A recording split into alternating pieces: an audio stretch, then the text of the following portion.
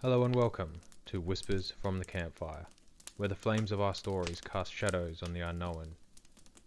I am your guide through the eerie and the unexplained, so gather round as we delve into tales that chill the spine and stir the imagination. From haunted cemeteries to eerie encounters, every flicker of our campfire unveils a new mystery waiting to be told.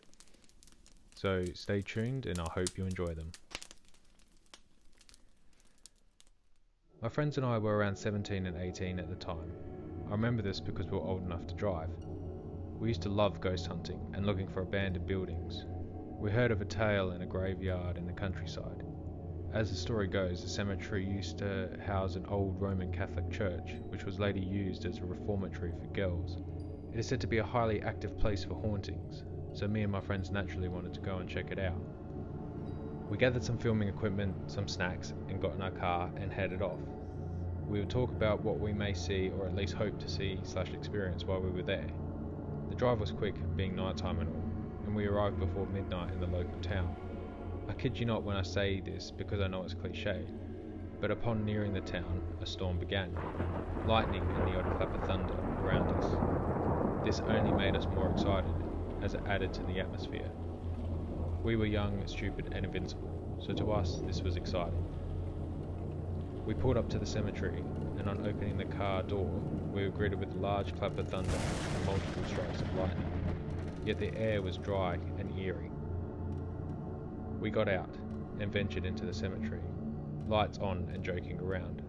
We also played tricks on each other to try and scare one another.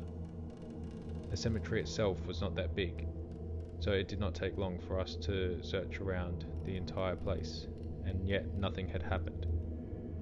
So we continued to look at the headstones, waiting, hoping for something to happen. We spent some time there. I can't exactly remember how long, but a friend said we should go look at a tree in the field that was just beyond the cemetery. It was alleged that a witch had hung herself there. Naturally, these stories can change, and this could be untrue, but we still wanted to go and check it out. The thunder now moving away, but lightning continued around us. We made it to the tree, but nothing happened. Disappointed, we got back in the car and headed home. We talked for a while, and then I decided to head back to my parents' place. I arrived home, and naturally everyone was asleep. My mother was in her bedroom, and my stepdad asleep in the lounge room. I quietly went to my bedroom and closed the door. Once the door was closed, I thought I could hear footsteps in the hallway. I froze as I thought I must have woken someone up, but the footsteps stopped. No one knocked at my door. So now, naturally, after the night's adventures, I started to wonder if it was something else in the house. This made me nervous and scared, but at the time I also needed to go to the toilet. So I plucked up the courage, and rather than stand there and wet myself, I ran to the toilet. With the lights on, I could hear breathing from the kitchen, which was around the corner from the hall near the toilet. The breathing was constant, not moving, and I did hear creaking of the floorboards, so I thought this definitely had to be my stepdad. Yet I was still terrified. I finished up and slowly went near the kitchen. The breathing had stopped, but I didn't hear any creaking of the floor as though someone had walked away. I turned the corner with my phone light on, and there was nothing. This added to my terror, and so I ran back to my room. As soon as I closed the door, I heard the footsteps again, but now it sounded like running up and down the hall, and then nothing. The sound stopped, but then I heard a tapping on my bedroom door. I naturally said hello, but there was no answer. I kept the door shut, got into bed, and waited. Nothing else occurred after this, so I tried to get some sleep. And believe me, I slept with the light on. Next morning, I asked anyone if they were up in the night or if they had heard anything. The whole family denied this, and when I told my mother what happened, she wasn't surprised, as these happenings are not new for me and my family. Luckily though, it never happened again. So if that first story didn't get you quivering in your shoes, then let's listen to the second story. The second story is from the same author as the first one. Let's see if we can't help you not get to sleep. The second story took place once again with me and my friends, although now we were a little older. My friends and I had a talent and passion for making horror films. We decided to make a new film, and being more practical filmmakers due to lack of funding, we had to find unique places to do this. The film in question required the use of an old abandoned house. Luckily, these were around but few and far between. At this stage, we would direct, film and act in the films all by ourselves. We met at my friend's house and went over the schedule for the night, and after some time, we packed up all our gear and headed off. We arrived at the abandoned house and parked in front of the locked gate. We got out our car, the night quiet, still and warm. We got our gear together and headed in. We took some time to plan out our shots and how the film would develop.